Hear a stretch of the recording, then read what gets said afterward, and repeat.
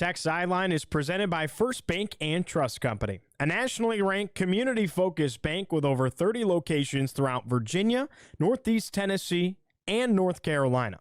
Who you choose to bank with can make all the difference. Visit firstbank.com to learn more. What's up, Hokie Nation, and welcome into episode 393 of the Tech Sideline podcast. Virginia Tech falls in another one-score game as the Hokies drop one to Duke, 31-28 in Durham. We got the whole football crew on set to break it down, so let's get it rolling. Episode 393 of the Tech Sideline podcast starts right now.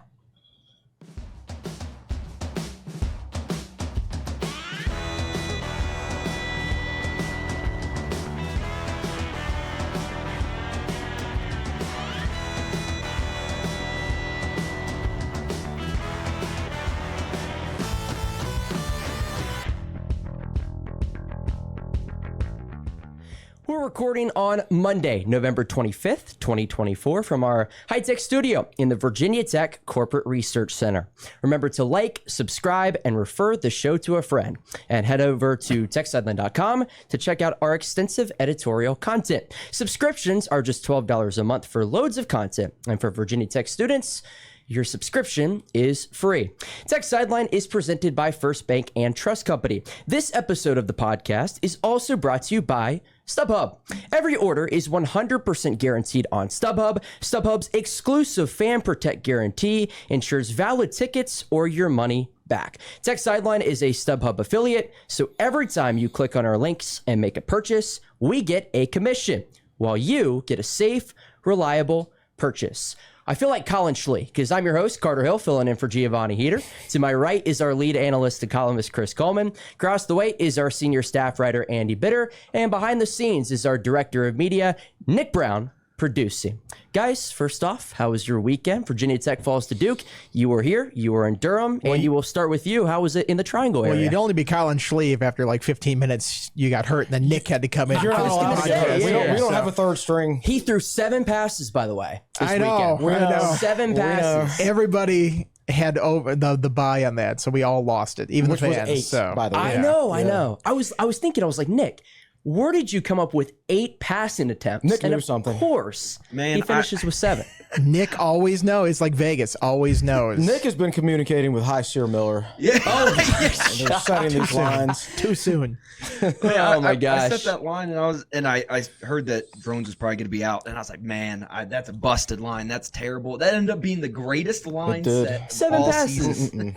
It's crazy. Awesome stuff. How was Durham for you, Andy? Durham was fine. It was a quick trip down there Saturday. Stayed over. I got back to the hotel room at like 2:30 and slept quickly, and then wrote something and got on the road the next day. So in and out. What about you, Chris? I How had was a your weekend? great sports weekend, honestly. okay. Tech women's soccer won 2 games to make it to the Elite 8. Wrestling got another big win over a ranked Rutgers? opponent. Women's basketball had a triple-double. That's pretty amazing. Any Amish sandwiches? No, I didn't do that this weekend. I put it, let's see, and from a personal standpoint, Tottenham crushed Man City 4-0 on the road. Okay. Green Bay crushed San Fran 38-10 yesterday. I almost had a clean sweep in sports. Are you a this Packers weekend. fan? I am. How did I not know Really? this? I Wow. almost had a clean sweep in sports this weekend. I knew I except disliked you in for a the certain game way. that we're about to Talk about. Sure. I'll tell you what, I actually like Wallace Wade Stadium. I know you've been multiple times. That was my second time working. I've been there a couple times. Obviously, there's a ton of Virginia Tech fans that make the trip, but it doesn't scream big-time college football, but it's a nice little vibe down there. And they have like this little end zone section now that's like, it's like 3 levels of like gardens almost. It's like luxury type seating in the end zone, which is good because it just used to be empty space or empty seats typically. But they've upgraded that stadium quite a bit in recent years. The press box is fantastic now. Awesome. It used to be awful, sort of like this high schoolish type press box, but now I think it's one of the better ones in the ACC, and they've got legitimate chairbacks on both sides across the entire both sidelines, which are pretty nice. So yeah, it's a nice place to watch a game. There's like a mile hike to get to the visiting locker room after the game, which I don't enjoy that, and I'm sure the players don't enjoy that long walk they have to make to and from the game. But pretty nice little stadium they have down there. They've also got a nice product in their stadium. Yeah, They do. As far as winning football games goes. We're going to talk about that. Virginia Tech is now 5-6. They are 1-12 in one-score games under Brent Pry. And you always say this, Andy, not all one-score games are created equal. But you essentially play 3/4 of the game with your third-string quarterback. You put up 28 points. You force 4 turnovers. And you still find a way to lose. Yeah. Not a great one for Virginia Tech. No, it wasn't. And I mean, you feel like that game was lost by the pass defense early on. Yep. They gave up those touchdowns. You're playing from a big hole. I know they came back from that deficit and had the lead for a while there. I believe, what was it, 17-14 at one point where they had the lead, then give it up. But I mean, it's just demoralizing to give up those big plays. If you don't give those up, I don't know if Duke was capable of methodically going down the field like that. I'm sure they did at some point in the game, but you make it too easy for them when it's an 86-yard touchdown pass over the top, or the safety doesn't have the help that he's supposed to have, or 77 yards in the next play where the receiver clearly pushed off on the play, but they didn't call it. So the play goes on, or 58 yards on a pass where the cornerback slips and the guy's open 20 yards down the field. So you've got to make them earn that on those plays, and they didn't. And they played okay defensively from then on out and got some stops, but you put yourself behind the 8 ball in that, and you make it a 50-50 game, and sometimes that's a coin flip, and the coin does not seem to be falling on Virginia Tech's side very often. Yeah, you look back at these last 3 games when Virginia Tech has been limited offensively. 2 of those games, I think they got the most out of their ability that they could. I think when you look at the Syracuse game, they put up 455 yards and 31 points. You took a 21-3 lead. That should be good enough. This game, you're down to your third-string quarterback. You put up 28 points, 406 yards. Those are good numbers against the Duke defense, which has been really good this year. Should be enough to win the game. Virginia Tech's defense isn't good enough, and I dedicated my article, most of it yesterday, to that. Duke averages 27.2 points per game. They had only scored 30-plus twice all season, and they scored 31 against Virginia Tech.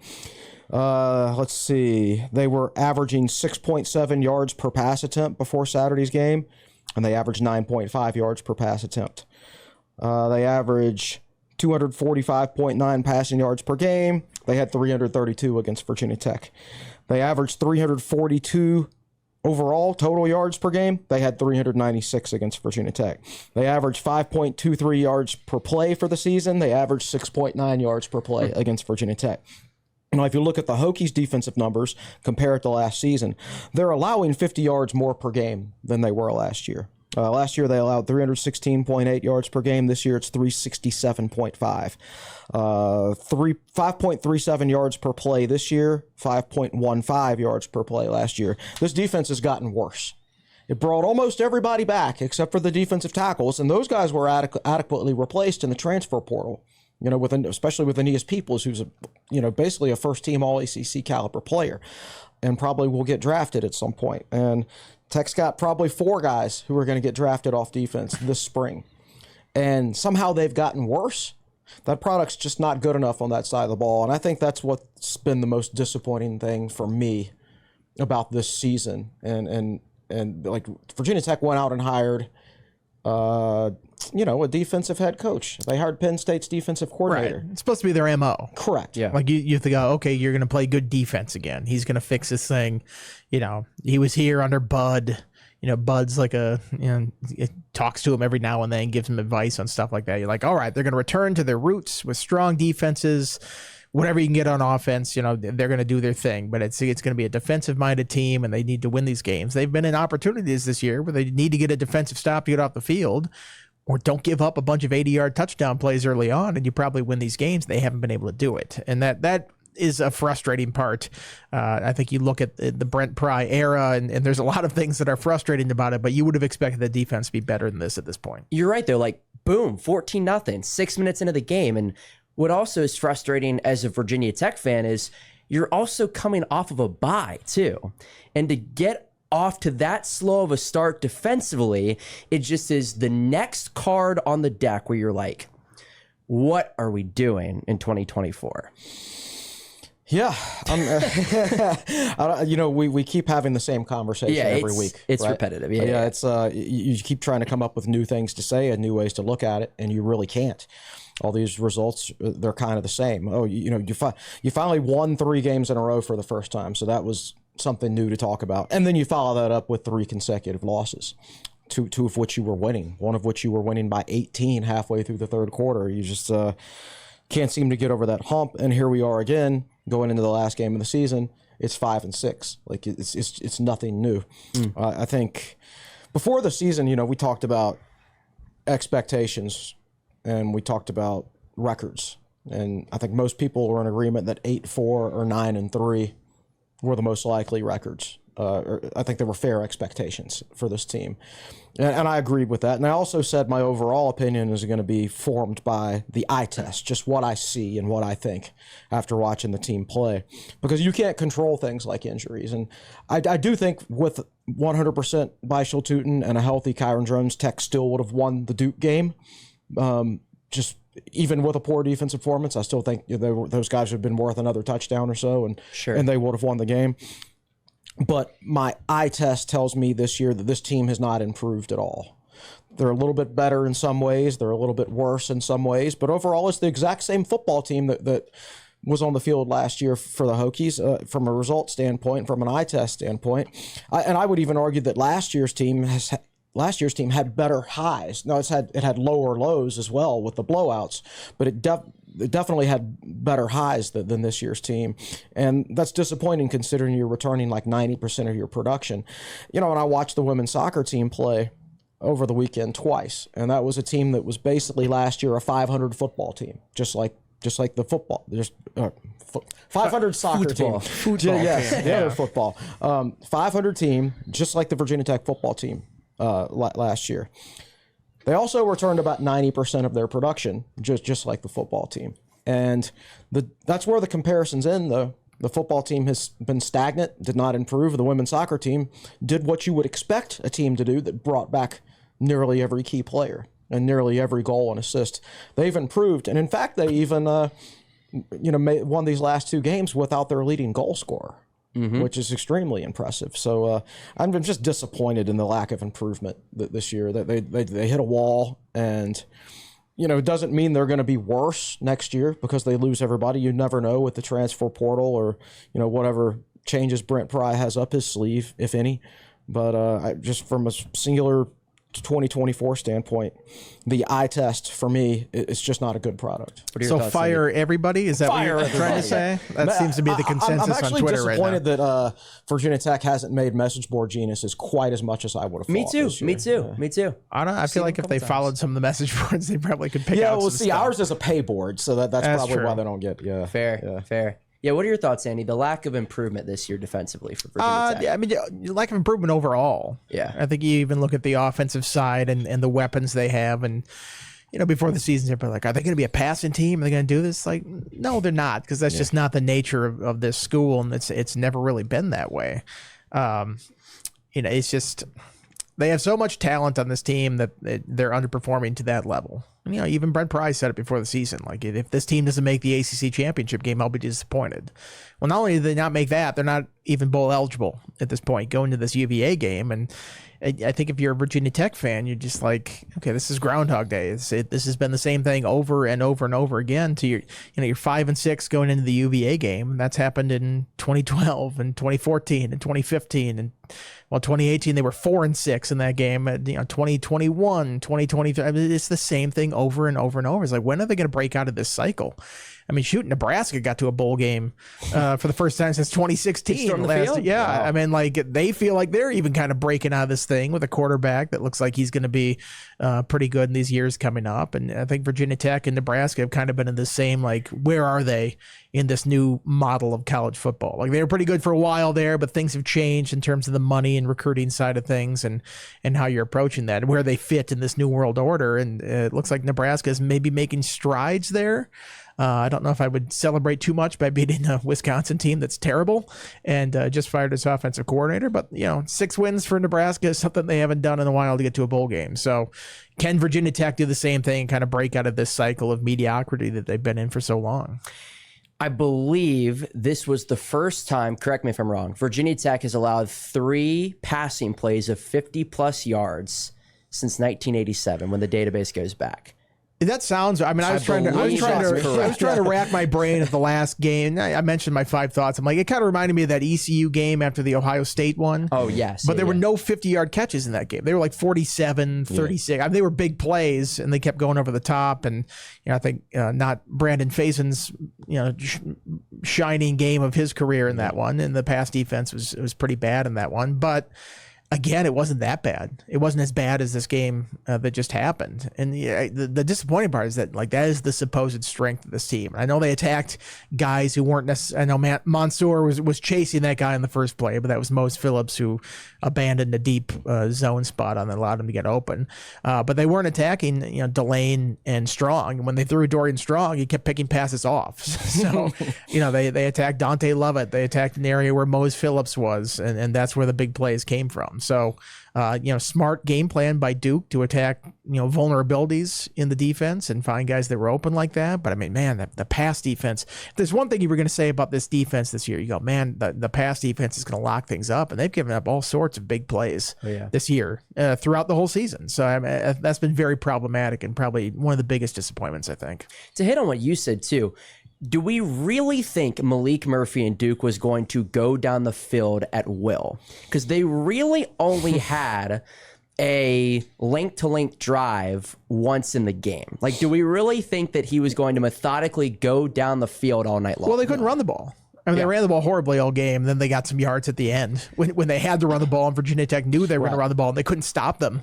And then fortunately got that fumble to get it back and have a shot. But they ran for 60-some yards in that game, and it was 30 up until the final minute, basically. So you're not moving the ball consistently down the field if you're going to have to throw it on every single play. I mean, unless you're Drew Brees and Purdue in the early 2000s, that's just or late 90s, I guess it was, when Drew Brees was there. I mean, that's just not the way to move the ball consistently, I think. Yeah, and I went over Duke's offensive numbers earlier, and they were outside the top 100 in total offense coming into this game. It's a game where you have no business allowing 31 points. That's just the truth of the matter. I mean, and to do so when you force 4 turnovers also. And I just don't have anything new to say. They've got to get better on that side of the ball. I'm not saying they don't need to get better offensively or anything like that, but this product on defense, when you've probably got 4 NFL players on this defense, and those guys are surrounded by a bunch of seniors. I mean, you got a senior Mike linebacker and Sam Brumfield. You got a senior defensive end and Cole Nelson. Keyshawn Burgos is a junior. Jalen Jones is a senior. I mean, there's just upperclassmen after upperclassmen on the defensive side of the ball, and the product's just not good enough. I guess a positive, though, you look at Virginia Tech offensively. Obviously, Kyron Drones can't go. Colin Schley's your starter. He throws again. 7 passes, not 8. 7 passes. So buy or sell did not hit. 1 for a touchdown. That's right. So he plays the first quarter, hits Ollie Jennings, 65-yard touchdown, free 0. It's 14-7. Then he gets knocked out of the game, and Pop Watson is pressed into action. Pop Watson, all things considered, probably played a pretty nice game for Virginia Tech. I don't know if you guys would share that same sentiment. I absolutely do. I think he did a good job. I think he was more effective against zone. When they let him throw it on third down situations more than I would have anticipated.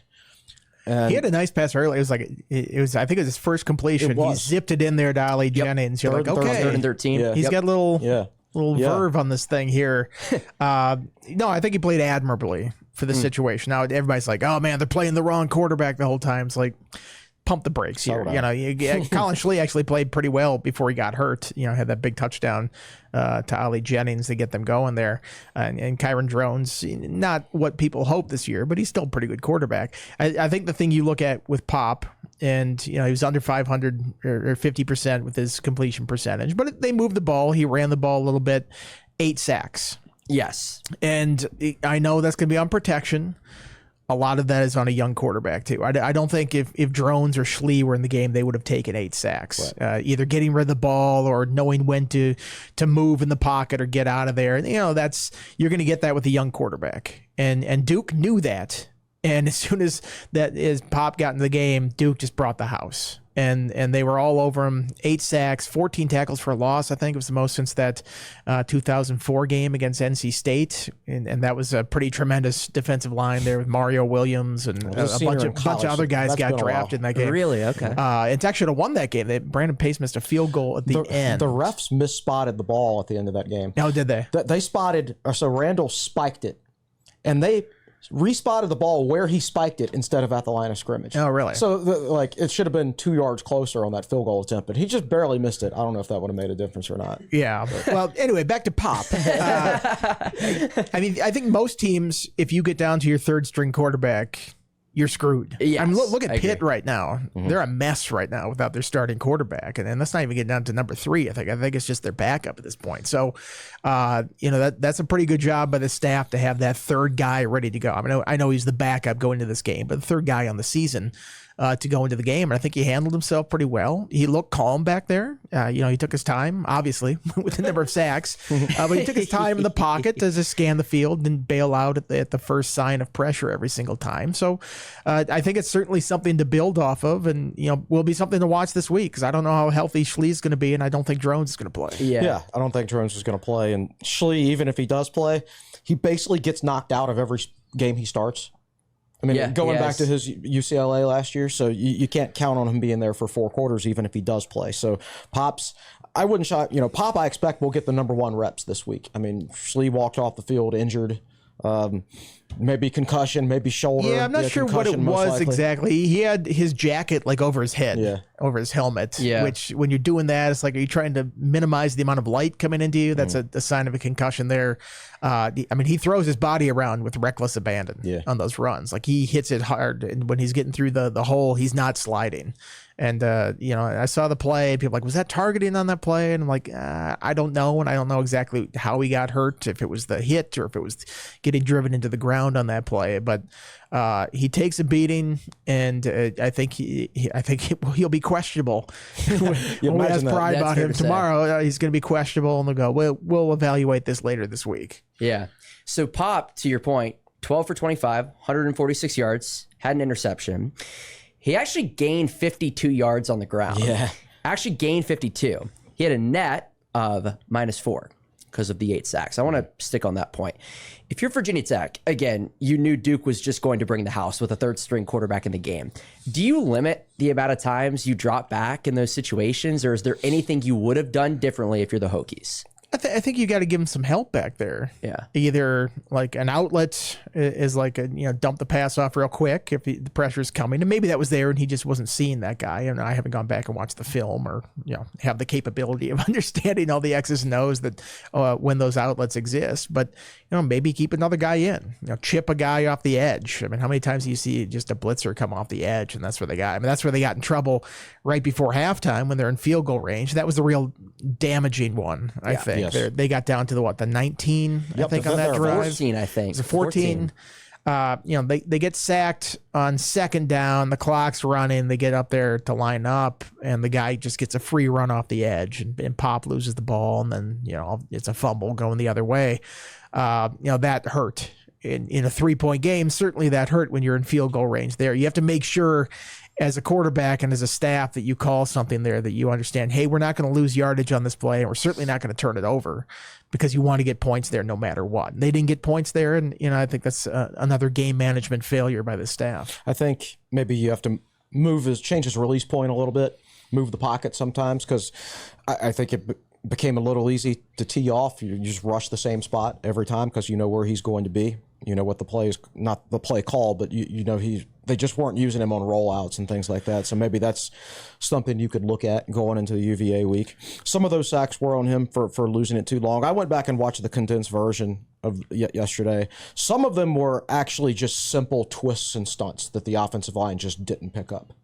And that's been an issue all year, no matter who's been at quarterback. That's just basic offensive line breakdown. So it was a myriad of failures, I would say. Yeah, and I don't know how easy or difficult it is to shift the game plan in the middle of the game like that. I mean, they clearly had a plan for Schlee, and Pop was the backup, and all of a sudden he's in there. It's like, do you adjust all your game planning for the week? Now we got to move the pocket and stuff like that. If they hadn't intended on doing that beforehand, that might just be tough to do in the middle of the heat of the battle there. And again, it got to the point where Tech was running the football very well at times. Jeremiah Coney had his moment. Space Shot Sutin obviously got involved.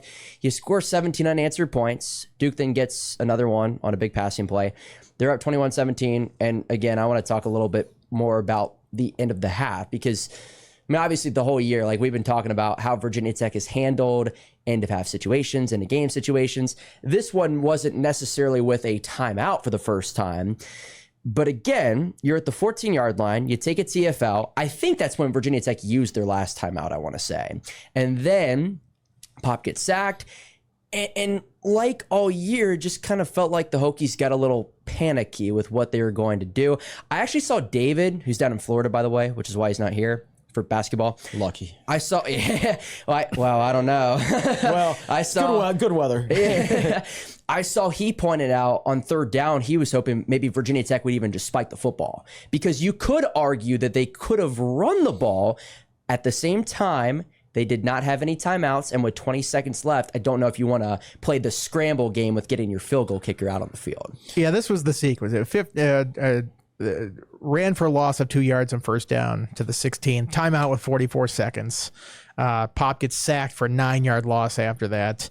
And then the third down play, he gets sacked with 24 seconds left. So, I think Duke took over where there were 17 seconds. So, yeah, if you get tackled in bounds there and that pass doesn't get off, there's no way that you can get the field goal team on there. So, I mean, even if you don't complete that pass, I think you need to communicate to your quarterback. It's like, okay, it's got to be quick. Like, you've got to take this play, and if it's not there, you've got to throw it away somehow and stop that clock, because you can't check it down if it's like, oh, this receiver at the sticks is not open or near the out of bounds is not open, because if you get tackled in bounds, there's no way you're getting out there for the fourth down kick, because you can't spike it at that point. Right. So it wasn't handled great. I think people will get on pride. It's like, why didn't you try the 60-yard field goal instead of the Hail Mary at the end? It's like, well, are you making a 60-yard field goal in that weather? Like, I don't know. I would not look at that as much as I would look at the previous possession. But they did not handle that situation well. And 9 out of 10 times you're coming away with points in that situation. And this was the one time they didn't. And this staff somehow finds the one time in 10 not to get points in a lot of situations like that. Yeah, I think after the first sack, you probably have to transition away from thinking touchdown and just start thinking field goal. Obviously not. Right, it was 3rd and 21. Right. Are you picking that up? You're not going to pick that. Most likely, you're not going to pick that up and then go on to score a touchdown with your third string quarterback. So at that point, I think you need to think about finding a way to get the 3 points, get what you can out of the situation, and they didn't do that, and they ultimately lost by 3 points. Yeah.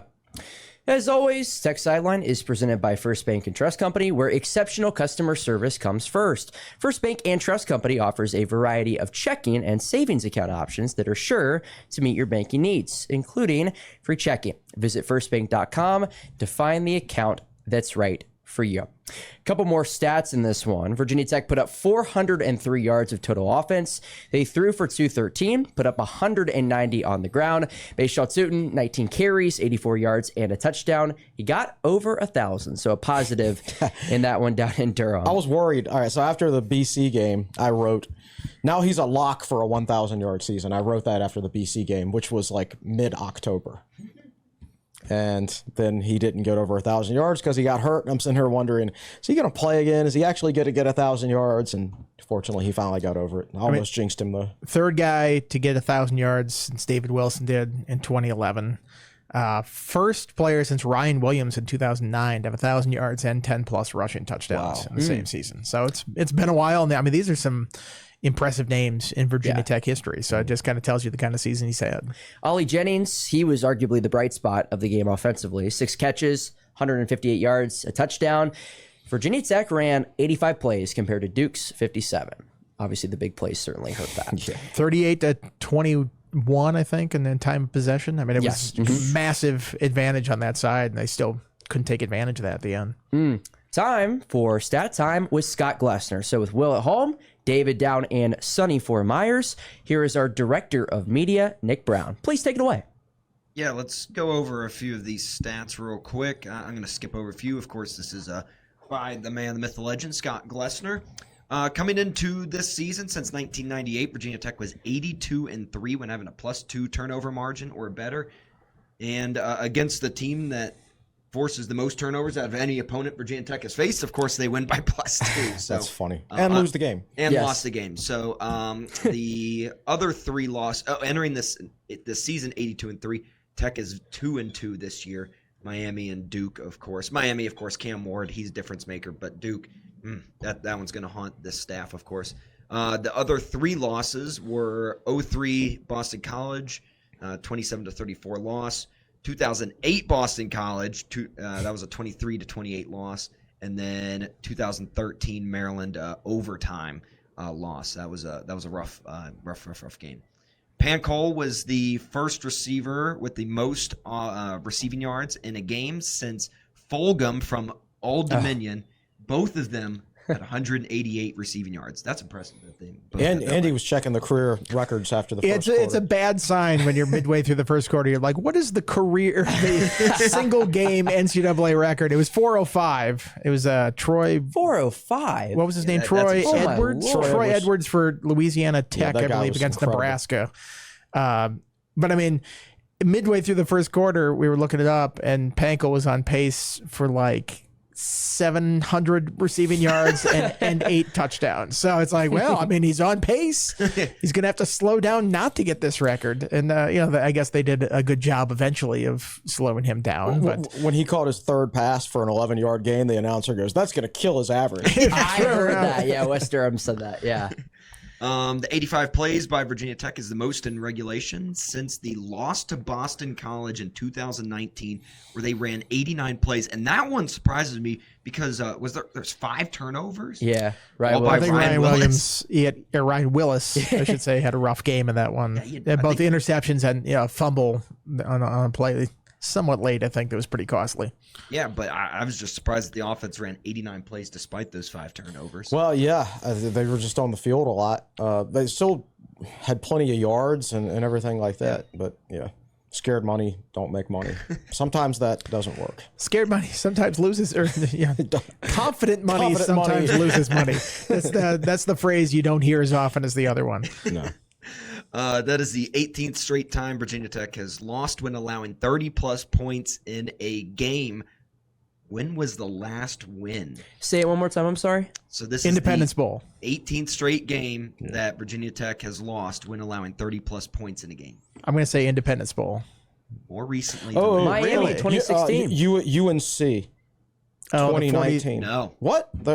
So there's one more recent than that then.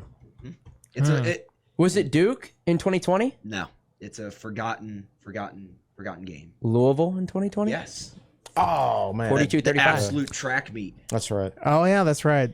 That's when Hendon Hooker was like 11 for 11 passing. That's for right. Like Yes. 200 yards or something like that. Herbert with a late game-sealing touchdown. I thought about that game the other day when Coney almost broke the whatever it would have been 50-yard run at the end of the half against Syracuse. Because didn't Jawar Jordan go for like 90 yards on the yeah. last Yeah. play of the Yeah. half? Yeah. The last play of the half. I forgot about that. Stu Yeah. Holt was on that staff.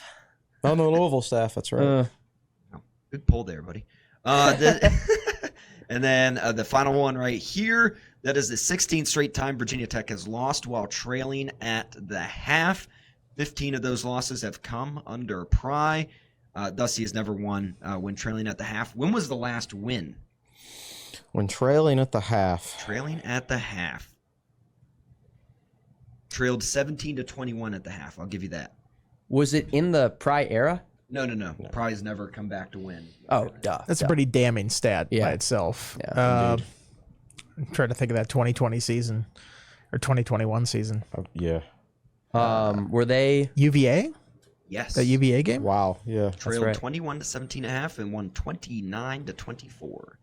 And that was the first half that UVA was doing whatever they wanted with Brennan Armstrong. And then think he got waxed in a hit. And then they threw it to the offensive tackle in the red zone. And We're doing anything we want. Let's Bobby. bring the left tackle into the offensive game plan here. in clutch moments. Still, it's one of the most mind-boggling plays in football history that I can think of. no doubt. And so that was the last stat. The one thing I did wanted to mention here was, everybody was talking about, Manny Diaz, how did he out-coach the Hokies? Manny Diaz is a good coach. It just, when you get your first head coaching start at Miami, that's where coaches go to die. So it's pretty impressive that he got a P4 job after that. But I also wanted to highlight his coordinators that entered with 0 years of combined experience. Offensive coordinator Jonathan Brewer was a co-offensive coordinator at SMU last year, but besides that, zero experience leading into this year, and yet 8-3. Yeah. So Manny Diaz, good coach. I just thought Manny Diaz kind of got a raw deal. He did. At Miami. Like his record was, I'm looking up his terrible. record right now, but Well, it's a like backhanded go find your next coach while he's still 6-7, employed. 8-3, 7-5. Like, you know, It's no different than any other Miami coach of the last 20 years. Right. That's And true. the only difference now is they went out and bought Cam Ward. That's Yeah, the only thing keeping them exactly. from being a 500 football Well, I team. remember this year. they played the Hokies that one time. They got down big, and then they were coming back, and they were down 14, and they did the 2-point conversion thing where you're down 14, you score, and they went for 2, and they got it. So they're down 6, and like, oh my gosh, it's going to work if they score again, and they kick the extra point, they're going to win. They scored again, they tied it up, and then they missed the extra point. You're like, oh man, I mean, but he was like forward thinking in that sense. And you look at, we talked about 1-score games, and that's sort of a talent. He's 5-0 this year in 1-score games. and he's Pry is 0-5, like 15 or 5-1. I think 5-1. Yeah, because they lost to lost the SMU. SMU But he's game. 15 and they should have won should've that won if that they game, kick yeah. a 30-yard I don't field know. goal. He's 6-0 in 1-score games. And he's 15-10 for his career. Yeah. So, I mean, Miami made a poor choice on that, I think. But I mean, now they're choosing to like fully fund their football program and are all in on the NIL side, and I think that makes up for the Mario Cristobal side of it as the head coach. But it just kind of shows you how things can change like that. Just a little. I was go going ahead, to I'm pose sorry. the question, ignoring recruiting, because I think that's why Mario is, where he's at. He's a great recruiter, but ignore recruiting. Who would you rather have a game day coach? I mean, if I had to win one Manny football Diaz? game tomorrow, it'd be Yeah. Manny Diaz. Yeah, Manny Diaz or Mario Cristobal. So everybody's saying, how did Pry get out coached by Manny Diaz? Manny Diaz is a good He's a solid coach. I Yeah. agree. And the jury is certainly out on Pry. I mean, 1-12 in 1-score games. I mean, that speaks for itself. Yeah. At this point. There's a reason I keep picking against Virginia Tech when I think the game's going to be close. That's it. So this weekend should be interesting then for you. Yeah, see, as banged up as Tech is on offense, UVA is just as banged up on defense. They are, and they don't know who to play at quarterback. Yeah, exactly. So, just a quick tangent. I know you guys obviously know Brent Pry bought Justin Fuente's house. I didn't realize that Manny Diaz bought Brent Pry's house in State College.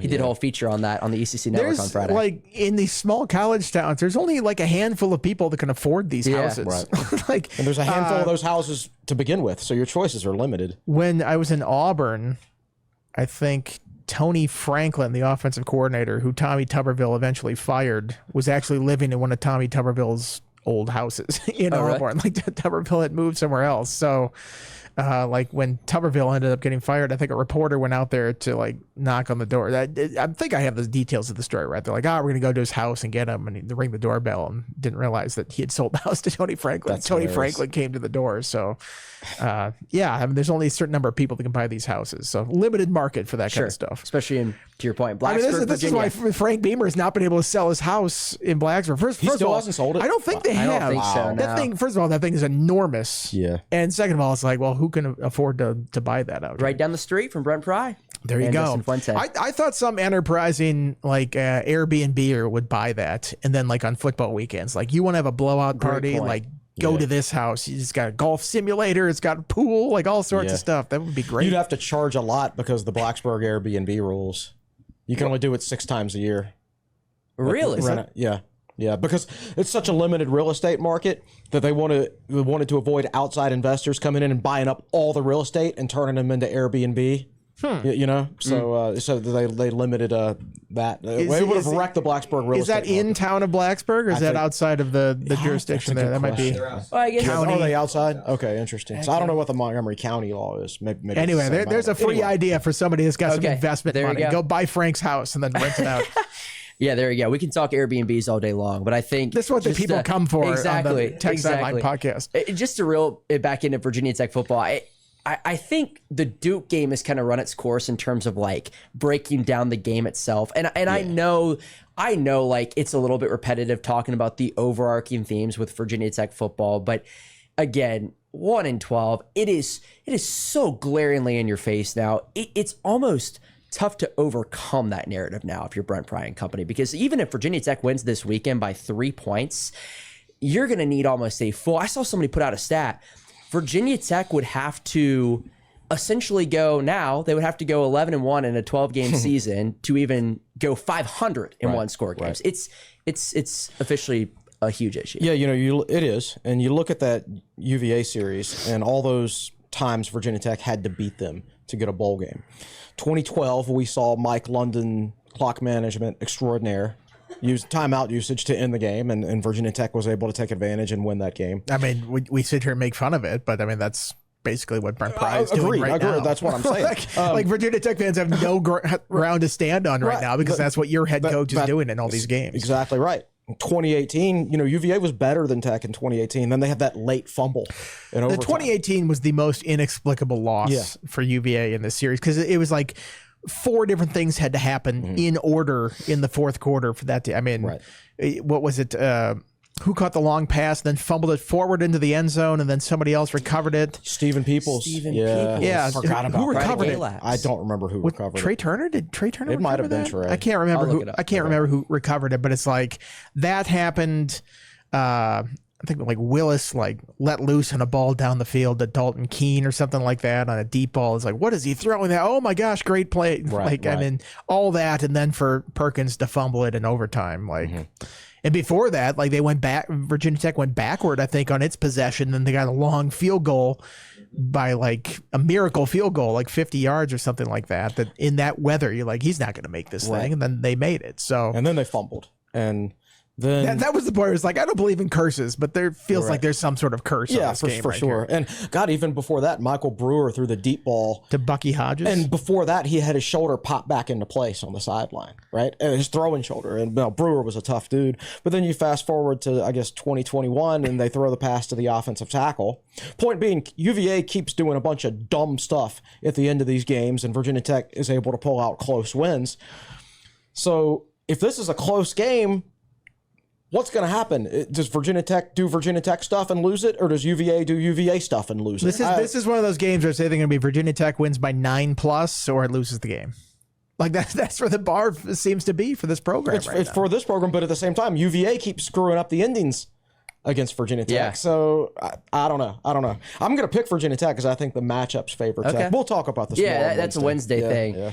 I did look it up. So Stephen Peoples fumbled a 13-yard carry into the end zone. It was not Trey Turner. It was another receiver. Could you guys? Kuma? It was not Kuma. It was some. Who was on that team? I'm trying to. Grimsley. Hezekiah Grimsley. Good pull. I think he transferred to Hampton. Is that right? Something like that. I can't remember. All right, yeah. So 1-12 in one-score games. That's been well documented at this point. You look at more things overall, and I think. You guys talked about it a little bit after the Clemson game, but it is officially going to be now after the season. Virginia Tech was favored in 10 of the 12 games in which they played in. On paper, the Hokies were better than probably everybody they played except for Clemson and Miami. And yet still, best case scenario, they're going to have a 6-6 regular season. When you hear that as a Virginia Tech fan, Chris, what do you think about first off? It matches with what my eyes have told me, that they're not getting the most out of the talent that they have. I didn't expect them to go like 10-2, but I thought 9-3, maybe 8-4. I thought those would be fair marks for this season, and I think they were fair expectations. I think they were fair. I think it's totally fair to expect a 7-6 team that returns 90% of its production to improve by 1 to 3 games on its overall record. I think that's a completely fair expectation, but they didn't do it. So, yeah, that stat just confirms to me what my eyes had already told me, that they didn't get the most out of their ability this year. It makes me wonder what the future of the program is, because if they're going 6-6, possibly, ideally, if you're the Hokies fan right now, And then after the season, you lose Ollie Jennings, APR, Peebles, Dorian Strong, Monster Delane probably, I would imagine, jumps to the NFL after this. Daquan Felton, Jalen Lane, like run down the list, Bashal Tootin, like the number of players that you're going to lose from this roster. You go, well, is next year's roster going to be better than this one? They're going to have to do a lot of work in the transfer portal to make it happen. So if that's not the case and they're not winning with the talent that they currently have on the roster, I don't know how they're going to win with a less talented roster last year. And I think that's the part that would leave Hokies fans with a lot of uneasiness about this whole situation. Exactly. And then you start next season playing 2 SEC teams your first 2 games. No, playing Shane, too. Playing Shane the first game. All the opponents, like the coach that Virginia Tech fans desperately want now. I mean, the love-hate relationship with Shane Beamer from the fan base is hilarious. And he's got them rolling down there. Yeah, they're doing a nice job this year. Now, they lose a lot of players, too. But they're a 2-point conversion away from Alabama from possibly being in the playoff right now. Yeah, absolutely. Yeah, no doubt. And then, or if they didn't screw up the LSU game, which I think they kind of got hosed on a penalty in that one, but still. And then they've got Vanderbilt the next week. Maybe Diego Pavia will be back. Maybe he won't. We'll see if he wins his lawsuit. Did they already decline that waiver? I don't know. I think there was like a temporary injunction or something like that. I don't know. I don't know if the whole matter is resolved. At some point, though, like if you're the NCAA, like you know. But at any rate, like if you do something like start 0-2 next year after this season, then boy, you think the pitchforks are out now. You haven't seen anything yet. Well, yeah, if Brent Pry loses this Virginia game, he's officially on hot seat watch in 25th to 25. I don't think they'll make any move after this year. No, I agree. In the same year that they're going to radically alter the revenue sharing model, and all of a sudden you're adding $20 million that you have to pay players on the books, and like how are you going to balance that whole thing? They're going to add a coaching search and the money that would be involved with that. I don't think it gets to that, but man, there's nothing that puts a coach on the hot seat here quicker than losing to UVA. And certainly losing to UVA when UVA would make a bowl game and you don't make a bowl game, like that would be a bad offseason. Well, and to lose your last 4 games with who you had. Yeah. I mean, it's like there's so many layers to that, and we'll talk about that on Wednesday. Hopefully it does not get to that, but it is on the table. I think the other frustrating thing is you look around college football, and heck, you even just look around the ACC. You look in Durham, North Carolina, where Virginia Tech just played. Like, what's Indiana doing? What's Illinois doing? Heck, what's Arizona State doing? And then you look in the ACC, Fran Brown at Syracuse, the Orange, they have won 8 games this year. And if they beat Miami this weekend, which is very possible in my opinion, they're going to win 9 games, finish 9-3 under a first-year head coach. And then at Duke, you wrote this in your 5 thoughts, I believe. Correct me if I'm wrong.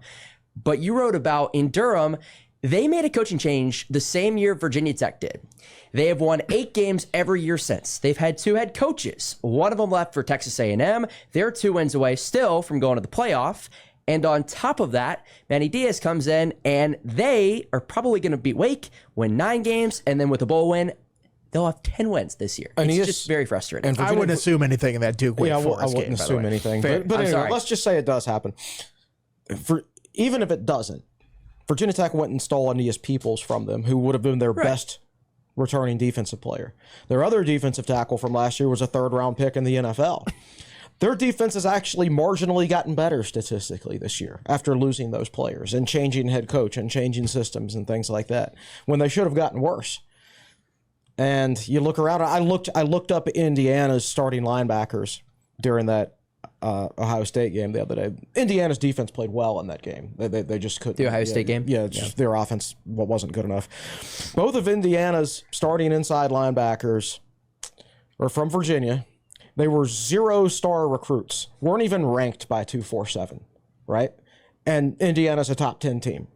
You can't. People out there saying, "Oh, Virginia Tech needs more money." No, Virginia Tech does not need more money. Virginia Tech has plenty of money for the competition they face on a weekly basis in the ACC. You can always use more money. You could use it, but I don't know that they would spend it wisely. They have an adequate amount of money to be competitive. Yes, exactly. There are teams out there with less money that are winning more games. Duke.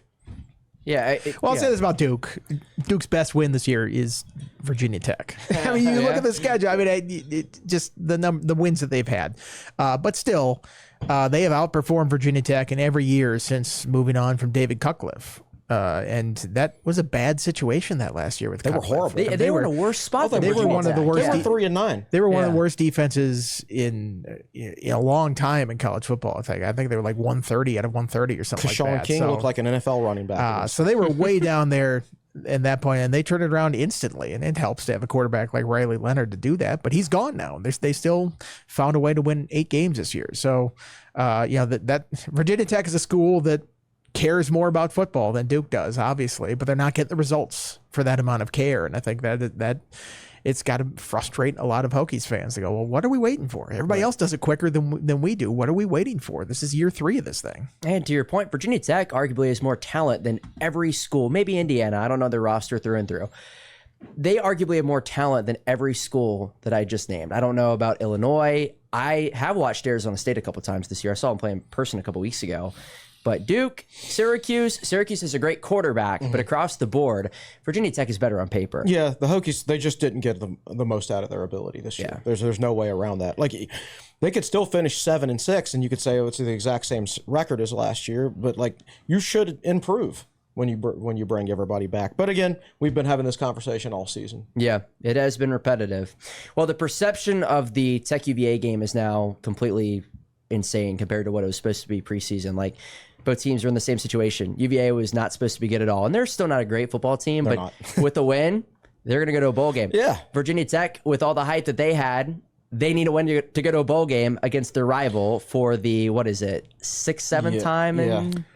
And neither team has 7th time since 2012, although 2018 they needed 2 wins to get there. So they had to win that to play another. They weren't going to play that Marshall game if Tech didn't win the game. So like the that public was a replacement for the ECU game. the public perception of this game is bonkers compared to what it was supposed to be in the preseason. Yeah, well, I mean, there's no momentum for either team. Virginia Tech comes into this game having lost 3 in a row. I believe UVA's lost 4 of 5 after starting 4-1. 5 of 6. 5 of 6. Yeah. And they're getting blown out in their losses too.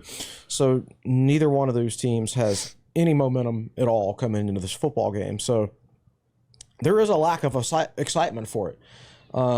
It's as a Tech fan, I'm thinking about this game against UVA. Rather than thinking, I can't wait to beat those guys, I'm now just thinking, oh, God, please don't lose. Right? This is supposed to be a celebration game, too. Exactly. They haven't played UVA at home in front of a full crowd since 2018. Like, it's been a while since like a whole group of students did not get a chance to see Virginia Tech play UVA at home. Nick Brown is one of them. Yeah. Poor Nick Brown there. The mustache man did not get to see this happen here. So this is supposed to be like an exciting moment. Now it's sort of this pall that carries over the stadium right now. It stinks. And it's a double whammy. They set the women's soccer game at 6 o'clock on Saturday night. So I can't even watch it, right? That's the Elite 8 game at Duke. Can't watch it because, the Tech game starts 2 hours later. And so disappointing from that standpoint, too. No doubt. Virginia Tech, Virginia coming up this weekend. We'll be back on Wednesday to break that down. But before we wrap it up, to your point, women's soccer, they pick up 2 huge wins this past weekend. They knock off UCLA on Friday, and then they take down Iowa last night 1-0. They're on to the Elite 8 to play 2-seed Duke on Saturday night in Durham. Yeah, Duke is really an outstanding team. 1-seed Duke, I'm sorry. Yeah, they didn't play each other in the regular season this year, so it'll be an interesting matchup. 6 of the 8 Elite 8 teams are ACC programs. The Hokies are without their top goal scorer Taylor Price, but they play excellent defense. Their midfield is really strong and tough, and they can win the ball, which is what they did all weekend. I thought their midfield was excellent. But Chugger Adair, 90% of his production coming back. His team improved, and you're seeing the results. And historically, Tech has had a good women's soccer program, and hopefully they can knock Duke off because that would take them back to the College Cup. And the last time they made it to the College Cup, they beat Duke in the quarterfinals. They made it once, is that correct? 2013? Okay. So if they beat Duke, so they knocked off the 2-seed UCLA, this will be the top seed in the region. I don't know if you have anything to add on this, Nick, but the Hokies are a win away from going to the College Cup. Would be the 2nd time in program history. They feel like the team of destiny right now against UCLA. You get the own goal, a wacky goal to start. Yeah. Obviously, they scored 2 minutes later, but they needed that second goal, and they were not going to win that game with just the own goal. And then yesterday, Allie George. Iowa. Sorry, Iowa missed a wide open goal, just rang the post. Yeah. Hargrove was way out of position, rang the iron. And then in the first half as well, there was a cross, and Iowa, it went dangerously past, and Lauren was way out of position as well, and Iowa could have just put a foot on it and poked it in. But yeah, Virginia Tech kind of feels like the ACC tournament run, where just they're building more and more momentum and knocking off good teams. I mean, they've beaten the 2 seed, the 3 seed now, and now they get a crack at the number 1 seed. And let's not forget the goal last night, which was actually a cross. Oh, yeah. It just floated in. Yeah, I mean, the goalkeeper did what she was supposed to do. You don't know what's behind her. You have to go for the ball, but it came off her hands and went into the goal, that's the way that sport is sometimes. So, yes, you're right. They do kind of feel like a team that good things are just happening to them at the right time. If Virginia Tech somehow wins the next 3 games and wins the national championship, I do think Blacksburg will turn into a frenzy. I think there will be quite a bit of celebration for a first ever national championship, but still a long way to go before that. So Hokies and Blue Devils, 6 o'clock on Saturday in Durham. One more quick thing. Men's basketball is back in action tonight at 6 p.m. against Michigan. That is on Fox Sports 1 down in Fort Myers. David Cunningham is down there. I guess, Chris, what are you looking for out of the Hokies after trying to respond after a pretty brutal one to Jacksonville? Just looking for improvement. They've got to get better defensively. They're very bad on that end of the court. You expected to have struggles this year, and I expected this team to be better in January and February than they were going to be in November. How much better, I don't know, but they've got to get better defensively. And I don't know. I think we're going to have the same conversation about men's basketball all year too. Yeah, I just don't think it's going to be. I'm really hanging my hopes on women's soccer, man. I'll put it that way. Softball schedule came out today too, and wrestling, yes, is rolling. So got that at least. Yep. But yeah, Hokies, Wolverines tonight at 6 p.m. They'll face off against either South Carolina or Xavier on Wednesday. And again, David is down there all week long for both the men and the women. But here in Blacksburg, Chris, Andy, what is coming up on TechSideline.com as we have reached the conclusion of the 2024 regular season? We're going to have our normal week of content with the exception of we're not going to do anything on Thursday. Yeah, Oh, yeah. I might try a mailbag for later this week. I don't know. We don't even know who we're talking to yet. And everything press-wise is on Tuesday this week. So it's all bumped up to the same day. We did talk to Ali Jennings after the game, so I might write something off of that. But we'll see who they give us. We've requested Pop Watson. I don't know about that. I don't know if they're going to give it to us because that would be too nice of them to do that. But we'll see. Virginia Tech, Virginia coming up this weekend. We'll be back on Wednesday with the preview and buy or sell as we talk about this past week's buy or sell as well with Colin Schlee's 7 pass attempts. So plenty more coming this week on Tech Sideline. But for Chris Coleman, Andy Bitter, Nick Brown, I'm Carter Hill saying so long from episode 393 of the Tech Sideline podcast, and we'll talk to you on Wednesday.